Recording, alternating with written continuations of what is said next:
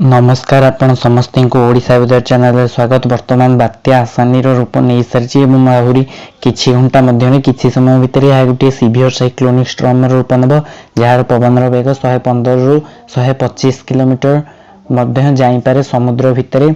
आज पवन वेग संध्या समय 115 रु 125 किलोमीटर जीवार संभावना रही एवं लघुचापटी धीरे धीरे उत्तर पश्चिम दिगरे गति करी ओडिशा एवं आंध्र प्रदेश उपकूल आड़े माड़ी आसुची। आपण देखिपे वर्तमान सैटेलाइट इमेज रु के भाव बादल भयंकर दृश्य समुद्र मध्य केते शक्तिशाली बादल रही जहाँकि ओडिशा एवं आंध्र प्रदेश आड़े माड़ी आसुची। जिते बादल ओडिशा आंध्र प्रदेश आड़े निकटतर हम से वर्षा बढ़िबो एवं पवन मध्य बढ़िबार संभावना रही।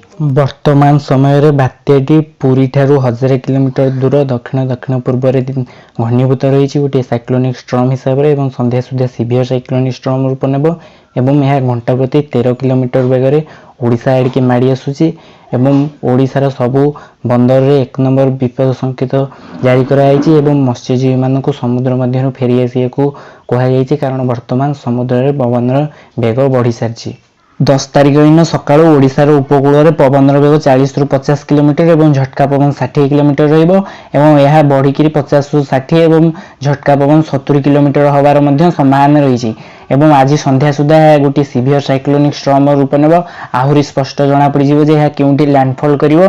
तेणु यह ओडिशा रे मध्य स्थल भाग छुई जिबार संभावना रही कारण जितेबाला यह रिकर्व करिवो रिकर्व करी ओडिशा एवं पश्चिम मुहां एवं ओडिशा रे स्थल भाग छुई जिबार मध्य संभावना रही।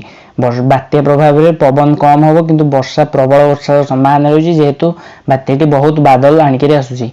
तो आपण मैंने जोड़ी रही था ओडिशा वेदर समस्त अपडेट आपण पाखे पहुँची भिडियो शेष पर्यंत देखि धन्यवाद। जय जगन्नाथ।